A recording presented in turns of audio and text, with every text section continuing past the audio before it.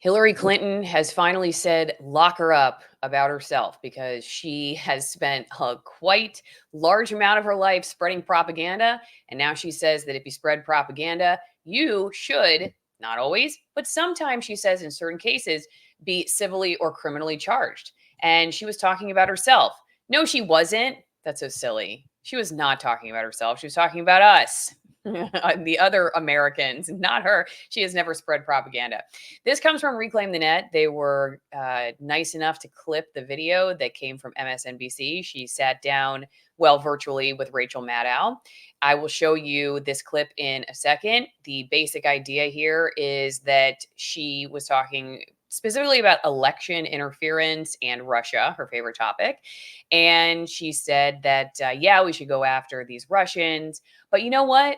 In some cases, there are Americans who really should be charged, Americans who are spreading this propaganda, and we should either come after them civilly or criminally. And what do you think about this? Because number one, it seems very hypocritical as the government loves to spread propaganda and they never hold themselves accountable for it. And then number two, how do you even define that? What exactly is propaganda for a person on YouTube, for instance, who is questioning the government narrative? How is the government going to define that? We're going to be talking about all that, and also how Clinton says that the media is still not covering Trump the way they should. They're just not being hard enough on him. They're not being hard enough on him. Maybe it's because they're drinking too much Alison wine promo, and life is just too good for journalists these days. They just don't see anything wrong, and they're just being too nice to Trump. Maybe that's it. If you go to AlisonWinePromo.com, maybe you'll see Trump through rose-colored glasses. I can't guarantee anything, but I can guarantee you that you will get an amazing glass of wine. We are now a wine club, so it is not like you go and just pick whatever wine you want. You are going to get 6 new bottles of wine every 3 months, and you will always have a great bottle of wine on hand, whether it's for you, for whatever holiday you're celebrating, for a birthday party, anniversary. You're like, I forgot to get my wife or my husband something for our anniversary. I know. I will just go to our amazing wine cellar, which has the Alison wine promo there, and I'll put a ribbon around it and pretend like it hasn't been sitting here for the last few months. And then it comes with an amazing story because all the wines were hand selected for the kinds of foods that I really like. Clean, no dyes, no preservatives. Yes. Producer just came in. Commercial break. Wow. Oh my gosh. Hang on one second. Wow. All right, let's go right to that video. Go to AlisonWinePromo.com, and we are going to talk much more about all that. Thank you, Lily, for that update. She's so cute. Okay, so let's just take a quick look at the beginning of this because I always think this is funny when this happens. Okay. Oh, you know what? Hang on. I got to make sure that I'm showing it with audio. So this should work. All right. Let me know if you can't hear it. Joining us now is Secretary Clinton, former Democratic presidential nominee, Secretary of State, U.S. Senator, First Lady. Her new book is called Something Lost, Something Gained, Reflections on Life, Love, and Liberty. It comes out tomorrow. I got halfway through my preview copy of the book and immediately ordered it for my mom and dad. Secretary Clinton, thank you so much for being here tonight. It's a real pleasure. Rachel, it is always good to be with you. Thank you. Okay, get a room, guys. Anyway, did you notice how they clipped that and then went to a question that they wanted to get to? But they had to show that beginning part because, number one, they're promoting Clinton's book. Obviously, that's why she's here. And I really think they just love to show how much love there is between Hillary Clinton and Rachel Maddow. So not going to get a whole lot of pushback in this one. But this is where they first talk about the Trump phenomenon. And of course, that leads into election interference and Russia and how basically that's why she lost, not because people like someone else. And if you watch this quick clip that Reclaim the Net was so nice to share, and go to Reclaim the Net if you want to read their article about it. This is just the 27 seconds where this happened. Then we'll go back and watch a little bit more of the full interview. Here we go. Just as Mueller indicted a lot of Russians who were engaged in direct election interference and boosting Trump back in 2016. But I also think there are Americans who are engaged in this kind of propaganda. And whether they should be civilly or even in some cases criminally charged is something that would be a better deterrence because. Okay, so yeah, she says there are Americans who are participating in spreading propaganda that interferes with elections, and that those people should be civilly or potentially criminally charged. In some cases, lock them up. And I just always think it's fascinating whenever I see people like Hillary Clinton say this kind of stuff, that I am just wondering, like, do they really believe they have never spread propaganda that has interfered with elections? I mean, hello, pot, meat kettle. I like, or is she being willfully ignorant, or is she lying, or what? Or she just delete those files from her brain? Get it? She delete the server in her brain. She doesn't remember it anymore. So I thought that was funny. Okay. On top of that, besides saying that that is a problem and that we should deter people from spreading Russian propaganda or any kind of propaganda that affects the results of our elections and our democracy. Check this out. I just noticed I have a huge hole in my shirt, but that's okay, because when you are wearing shirts that you got the holes in yourself and you didn't pay for the hole, then that's cool. It's weird when we buy clothes with holes in them, though I have done that in my past. Let's go back to this interview. Okay. This is where they talk about, Rachel basically says, okay, Trump is spewing all this hate, xenophobia and racism and everything. And how do you not take the bait? Basically, people who have been up against him, running against him, how do they just not take the bait? All right. The media space entirely. And I feel like you've been a good diagnoser of that, not only from when you were up against him, but from what others have done. So do you have an antidote for that, or a way that people can talk themselves out of taking that bait? I think that's really a critical question. And I think there's a couple of things going on here. You mentioned the press, and sadly, the press is still not able to cover Trump the way that they should. They careen from one outrage to the next. What was outrageous 3 days ago is no longer on the front pages, even though it threatens the physical safety of so many people, particularly, as you point out, immigrants that he and Vance have decided to demonize. And what's funny too is, like, the guy that they're talking about, it's literally been shot at, I guess. Whatever's happening behind the scenes, whoever's doing the shooting, that's all up in the air. I have no idea what's going on there, but I just think it's funny that they're talking about Trump putting all these people in danger.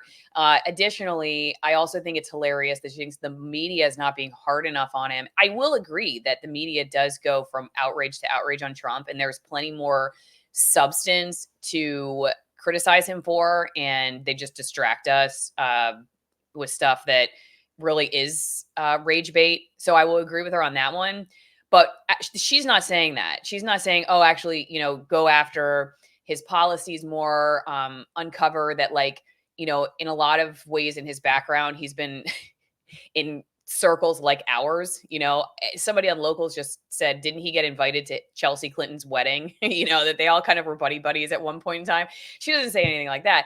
She says that she just wants the rage to be in the headlines longer. That's her complaint, is that they don't keep the rage in the headlines longer.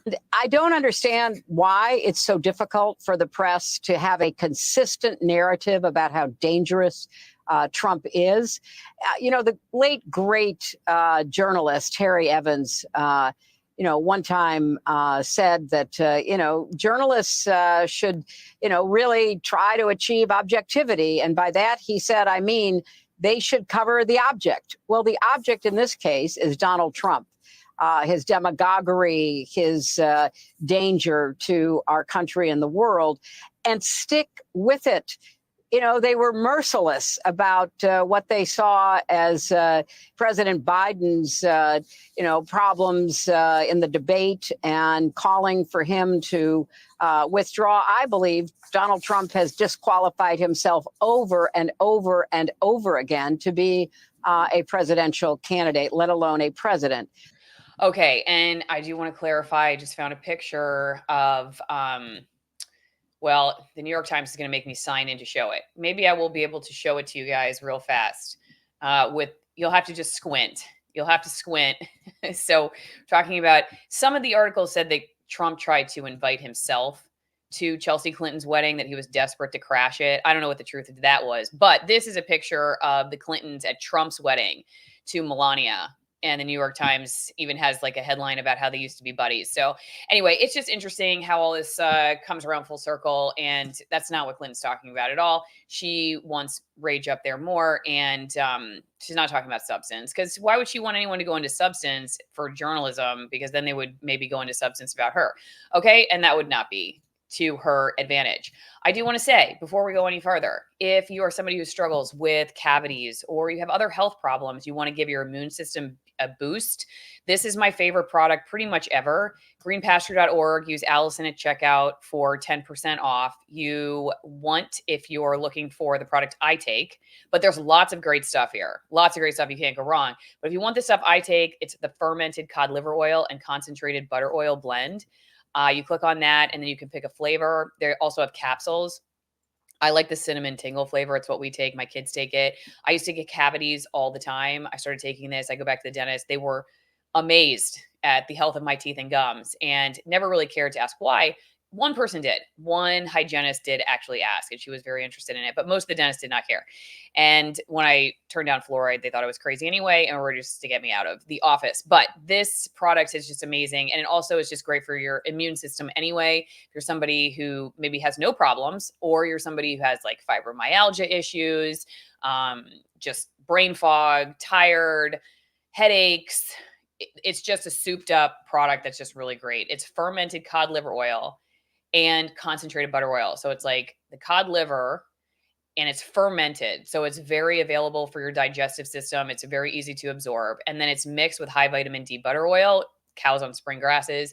And it's just a really amazing product. Greenpasture.org, Alison at checkout. So going back to the story at hand, I will show you real fast. Reclaim the Net makes a very good point on their article. If you scroll down, it says Clinton's call for potential criminal penalties against U.S. citizens who share disinformation is a controversial step toward restricting free speech. The idea of penalizing individuals for spreading information, regardless of its origins, raises concerns about the boundaries of government power and the potential for misuse of such laws to suppress dissenting views. The First Amendment of the U.S. Constitution prohibits Congress from making laws that abridge the freedom of speech. Under this protection, the idea of prosecuting individuals for the mere act of sharing information, regardless of its veracity, presents a potential conflict with these foundational rights. Remember the guy who shared a meme on Twitter and then he went to jail because it was called election interference? So anyway, we're in kind of that world now where it's like you hear the knock at the door, and if it's not the UPS guy, you're wondering, is it Clinton? Is Clinton outside your door when you're a YouTuber like me? Go to locals, alisonmaurer.locals.com, join the editorial board. You have to put questions in ahead of time for interviews, $5 a month, and it's a great way to support the show. Let's see. Her loss had nothing to do with Trump. It was more about Obama and the desire to have him as president. She should have been president before Obama. Obama had no experience. He won on hope.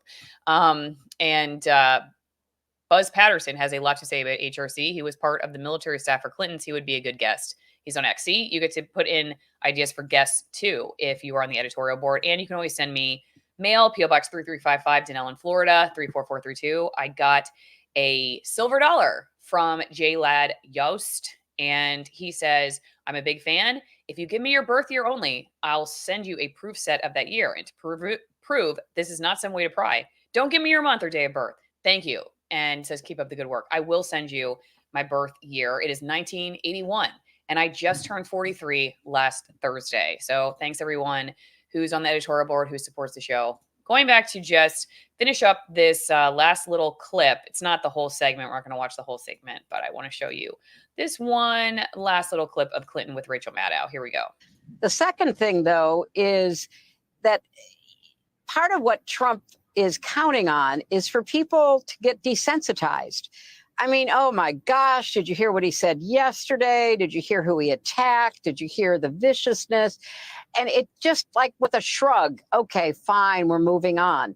Well, Americans need to understand that they have to take Trump both seriously and literally. He has said what he wants to do. He and his allies with Project 2025, his desire to be a dictator, at least on day one, all of that is in the public record.